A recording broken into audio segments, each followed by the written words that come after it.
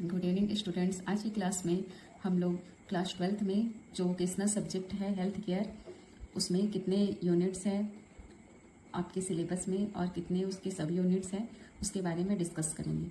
जैसे subject health care में कौन सा जॉब रोल होता है क्लास 12th में, है ना। क्लास 10th तक जॉब रोल डिफरेंट रहता है, देन क्लास 12th में जॉब रोल हो जाता है GDA। जी का है G for general, D for duty and A का है क्या है assistant, general duty assistant means रोगी देखभाल सहायक, है ना। ये इसका जॉब रोल है। नेक्स्ट देखते हैं इसमें इस सब्जेक्ट में हम टोटल 6 यूनिट पढ़ेंगे, है ना। तो सबसे पहले है यूनिट 1। यूनिट 1 में हम क्या, इसका चैप्टर का नाम क्या है, यूनिट 1 का मेडिकल रिकॉर्ड एंड डॉक्यूमेंटेशन। इसमें हम जब पेशेंट जब एडमिट होने जाता है ना, हॉस्पिटल में एडमिट होता है, जैसे एडमिट होता है इन पेशेंट डिपार्टमेंट में, है ना।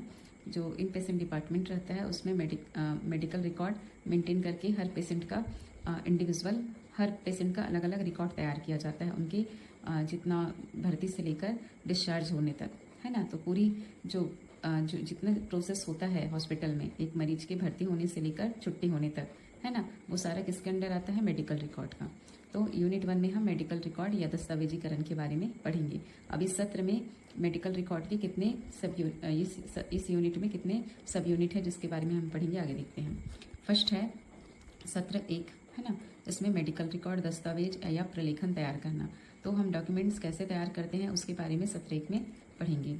देन है सत्र 2। सत्र 2 में हम क्या पढ़ेंगे, दस्तावेज के सिद्धांत, है ना। दस्तावेज के क्या है सिद्धांत, और इंग्लिश में क्या कहते हैं, प्रिंसिपल्स ऑफ डॉक्यूमेंटेशन। ठीक है, प्रिंसिपल्स देख लेंगे कैसे, है ना।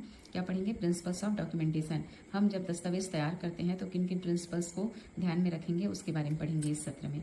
नेक्स्ट है सत्र 3, है ना। सत्र 3 में क्या पढ़ेंगे, चिकित्सा दस्तावेज की सामग्री, जो कौन कौन से कंटेंट इसमें रहते हैं, है ना, उसके बारे में पढ़ेंगे। ठीक है, कैसे हम तैयार करते हैं, उसमें कौन कौन से कंटेंट्स होते हैं, वो सब इस सत्र में डील करेंगे।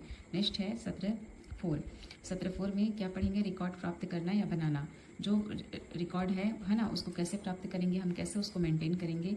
एक हॉस्पिटल में अलग डिफरेंट वार्ड्स होते हैं, है ना, तो सारे वार्ड में डिफरेंट रिकॉर्ड्स होते हैं, तो उसको कैसे मेंटेन करना है ना। ये क्या है, कानूनी पहलू के नज़रिए से भी, कानूनी पहलू से भी हम मेडिकल रिकॉर्ड को मेंटेन करके कई सालों तक, वर्षों तक हॉस्पिटल में रखा जाता है ना। तो इसमें हम इस सत्र में मेंटेनिंग रिकॉर्ड्स के बारे में पढ़ेंगे, है ना। मेडिकल रिकॉर्ड को कैसे मेंटेन करके हमको रखना है। ये हो गया हमारा यूनिट 1 का 4 सत्र है ना, सब यूनिट है, इसको स्क्रीनशॉट ले लेंगे। नेक्स्ट देखेंगे यूनिट 2। यूनिट 2 में क्या पढ़ेंगे, role of GDA in elderly and children. Means GDA का फुल फॉर्म मैंने पहले ही बताया था, रोगी देखभाल सहायक, है ना। जो जनरल ड्यूटी असिस्टेंट होते हैं, है ना, जो रोगी देखभाल मतलब पेशेंट का जो देखभाल करने में जो सहायक होते हैं, उनका रोल क्या है ना। यही तो आपका जॉब रोल है। तो GDA का क्या क्या रोल है, भूमिकाएं क्या है। एल्डरली मीन्स होता है बुजुर्ग, है ना, एंड चिल्ड्रन मीन्स बच्चों, बुजुर्गों और बच्चों की देखभाल में रोगी देखभाल सहायक की भूमिका के बारे में 1 by 1 इस सत्र में पढ़ेंगे, है ना। तो इसमें टोटल इसमें 5 सब यूनिट है ना। तो फर्स्ट यूनिट में क्या दिया है, सब यूनिट में सत्र में बुजुर्गों की देखभाल के लिए परिचय means introduction to caring for the elderly. जो एल्डरली पर्सन है, बुजुर्ग है, उनका देखभाल कैसे किया जाए, क्यों किया जाए, है ना, उस बुजुर्ग की परिभाषा क्या है, ये सब इस सत्र में हम लोग पढ़ेंगे, है ना। बुजुर्ग मतलब एजिंग, है ना। एजिंग में जब एज्ड पर्सन जो रहते हैं, एल्डरली पर्सन जो रहते हैं, उनकी हम देखभाल कैसे करेंगे, उनका क्या परिभाषा है, ये सब हम इंट्रोडक्शन में पढ़ेंगे। देन है सत्र 2। सत्र 2 में क्या है, लोगों में आयु, लोगों है ना, लोगों में आयु से संबंधित परिवर्तन। हाँ, जैसे हम लोगों age related changes in people, मतलब लोग जितने भी लोग हैं ना, मेल फीमेल, उसमें आयु से रिलेटेड मतलब एज जैसे जैसे बढ़ते जाता है उससे संबंधित क्या क्या परिवर्तन उनके बॉडी में, बायोलॉजिकल, साइकोलॉजिकल, सोशल, है ना, ये सारा हम चेंजेस के बारे में इस सत्र में पढ़ेंगे। नेक्स्ट है सत्र 3, बुजुर्गों की बुनियादी जरूरतें, basic needs of the elderly.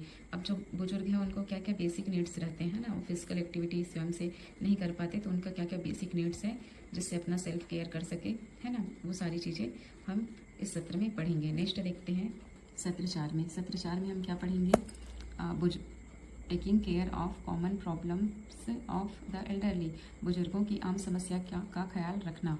Means जो कॉमन प्रॉब्लम है, जैसे बुजुर्ग होने के बाद क्या क्या प्रॉब्लम होता है, डिफरेंट उनके सिस्टम में, है ना, जैसे लंग्स से रिलेटेड, मीन्स फेफड़े में बहुत सारी समस्या, बीपी से संबंधित समस्या, किडनी से रिलेटेड समस्या, मतलब डिफरेंट जितने 9 सिस्टम है बॉडी में, है ना, उनसे रिलेटेड, स्किन में प्रॉब्लम, जैसे उम्र के साथ साथ जो समस्याएं जो आम है ना, उनके बारे में पढ़ेंगे, उनका ख्याल कैसे रखा जाए, है ना, एल्डरली का कॉमन प्रॉब्लम के साथ कैसे उनका ध्यान रखा जाए, उस ये सत्र में हम लोग डील करेंगे।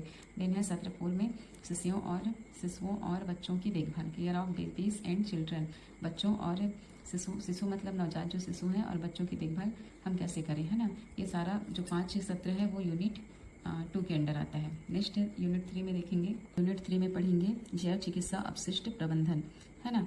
अब हॉस्पिटल के बारे में पढ़ लिए, है ना, उसके बाद हॉस्पिटल में जो जैव चिकित्सा अपशिष्ट जो निकलता है ना, उसका प्रबंधन कैसे करें। जैव चिकित्सा अपशिष्ट का परिभाषा पढ़ेंगे, इसमें कितने प्रकार के अपशिष्ट होते हैं, है ना। जब हम मरीज का इलाज करते हैं तो अनेक प्रकार के अपशिष्ट हॉस्पिटल से निकलते हैं, है ना, उसके बारे में अलग अलग कैटेगरी में डिवाइड किया गया, उसका मैनेजमेंट कैसे करना है इस सत्र में, इस यूनिट में, यूनिट 3 में जैव चिकित्सा अपशिष्ट के बारे में पढ़ेंगे। इसको इंग्लिश में कहते हैं biomedical waste management, short form में बोलते हैं BMWM। इसका फुल फॉर्म आता है एग्जाम में, तो B का है बायो, M का मेडिकल, एंड W का वेस्ट, एंड M का मैनेजमेंट, ठीक है। BMWM मतलब बायोमेडिकल वेस्ट मैनेजमेंट। इस सत्र में, इस यूनिट में हम टोटल 4 सत्र के बारे में पढ़ेंगे, है ना। 4 सत्र है। तो सबसे पहला सत्र है जैव चिकित्सा अपशिष्ट प्रबंधन के लिए परिचय, means introduction of biomedical waste management. इसमें क्या पढ़ेंगे हम लोग, जो जैव चिकित्सा अपशिष्ट है ना, वो कितने प्रकार के हैं, उनकी परिभाषा क्या है, जैव चिकित्सा की परिभाषा, है ना, जैव चिकित्सा अपशिष्ट की परिभाषा एवं जैव चिकित्सा अपशिष्ट मैनेजमेंट प्रबंधन की परिभाषा के बारे में पढ़ेंगे, है ना, उसके प्रकार क्या क्या है। नेक्स्ट सत्र 2 में क्या पढ़ेंगे, जैव चिकित्सा अपशिष्ट के स्रोत एवं निपटान, किस किस स्रोत से जैव चिकित्सा अपशिष्ट हॉस्पिटल से निकलता है, अस्पताल से, वो कहाँ कौन कौन से स्रोत है और उसका निपटान कैसे करें, मीन्स उसका बायोमेडिकल सोर्स क्या है, and disposal of waste, dispose कैसे करें हम वेस्ट को, उसका प्रोसीजर के बारे में हम इसमें उसकी प्रक्रिया के बारे में पढ़ेंगे। दिन है सत्र 3 में पढ़ेंगे जैव चिकित्सा अपशिष्ट का पृथक्करण एवं परिवहन, सेग्रीगेशन एंड ट्रांसपोर्टेशन, आर नहीं आएगा ना, ट्रांसपोर्टेशन, टी यहाँ से आ जाएगा, ठीक है, यहाँ पे कुछ नहीं आएगा, पोटेशन, हाँ, ट्रांसपोर्टेशन ऑफ मेडिकल वेस्ट, है ना, इसके बारे में हम इसमें पढ़ेंगे। देन है लास्ट सत्र है जैव चिकित्सा अपशिष्ट प्रबंधन में अस्पताल के कर्मचारियों की भूमिका, role of hospital staff in biomedical waste management, जो हॉस्पिटल का वेस्ट है उसका मैनेजमेंट करने में स्टाफ के जो कर्मचारी हैं, डॉक्टर हैं, नर्सेस हैं, GDA हैं, एंड अन्य जो स्टाफ वर्कर्स हैं, उनकी क्या क्या रिस्पॉन्सिबिलिटी होती है बायोमेडिकल वेस्ट का मैनेजमेंट करने में, इस सत्र में 1 बाय 1 हम डील करेंगे। नेक्स्ट देखते हैं यूनिट 4। यूनिट 4 में हम लोग पढ़ेंगे ऑपरेशन थिएटर, है ना, ऑपरेशन थिएटर।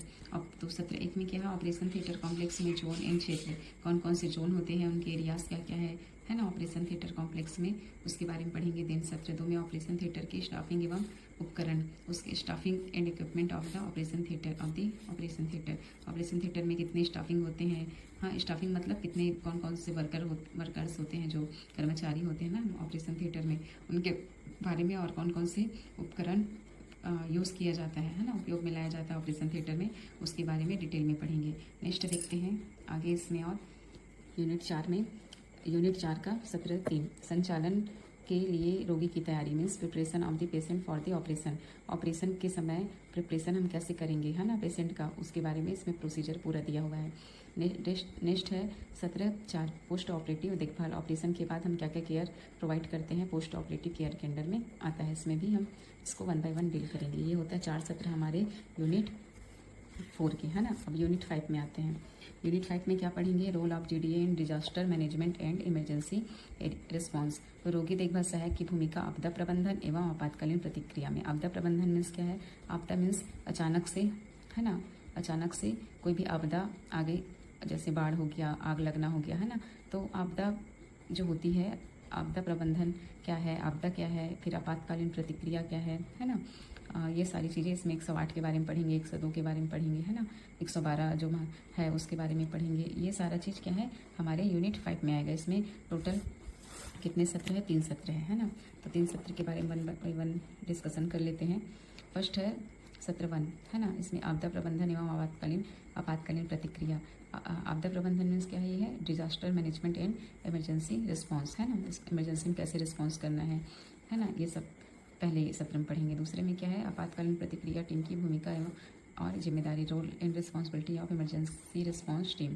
ठीक है। आपदा प्रबंधन जब होता है तो, है ना, आपातकालीन जब 108 में जैसे हम फ़ोन किए तो उसकी प्रतिक्रिया, जो उसकी टीम की प्रतिक्रिया है ना, वही आपातकालीन प्रतिक्रिया है। मतलब जब हम 108 या 112 नंबर में फ़ोन डायल करते हैं, कहीं एक्सीडेंट होता है तो जब उसी से जो रिस्पांस आता है तो टीम का जो रिस्पांस रहता है उसकी क्या क्या जिम्मेदारी, भूमिका है, उसके बारे में इस सत्र में हम पढ़ेंगे। नेक्स्ट है सत्र 3, आग से लड़ना या आग प्रबंधन, एक फायर मैनेजमेंट। जब कहीं आग लग जाती है तो क्या मैनेजमेंट होगा, उसके पूरे प्रोसेस के बारे में इसमें इस सत्र में दिया है ना। अब आते हैं नेक्स्ट है यूनिट 6। ये लास्ट यूनिट है इस class 12th health care subject का। यूनिट 6 में हम पढ़ेंगे स्वयं प्रबंधन एवं career scope, self management and career scope. इसमें हम टोटल 5 सत्र पढ़ेंगे। तो पहले सत्र में है लक्ष्य सेटिंग रणनीतियाँ, मीन्स गोल सेटिंग स्ट्रेटजीज, है ना। इसमें हमको गोल सेट करना है, अपना लक्ष्य को सेट करके रणनीति तैयार करना है ना, अपने स्वयं के प्रबंधन के लिए, कैरियर स्कोप के लिए। देन सत्र 2 में क्या है? स्वयं प्रबंधन मीन्स सेल्फ मैनेजमेंट, हमको सेल्फ अपना मैनेजमेंट करना है, हम कैसे अपने गोल तक पहुँचे, अचीव करें अपने गोल को, है ना। देन सत्र 3 है समय प्रबंधन मीन्स टाइम मैनेजमेंट, हमको कैसे टाइम मैनेजमेंट करना है। ठीक है, ये होता है हमारा यूनिट 6 का 3 सत्र। देन नेक्स्ट देखते हैं सत्र 4 में गंभीर सोच मीन्स क्रिटिकल थिंकिंग के बारे में डिटेल में पढ़ेंगे। देन लास्ट है तनाव प्रबंधन मीन्स स्ट्रेस मैनेजमेंट। टोटल हमारी क्लास 12th में health care vocational subject health care में टोटल 6 सब यूनिट है। 6 यूनिट में जितने सब यूनिट है उसके बारे में हमने आज डिस्कस किया है। अब इसको 1 बाय 1 नेक्स्ट क्लास में डील करेंगे। ठीक है, इसमें कोई भी डाउट कमेंट बॉक्स में पूछ सकते हैं और मेरे से नोट्स ऐसे पूछ सकते हैं। Thank you.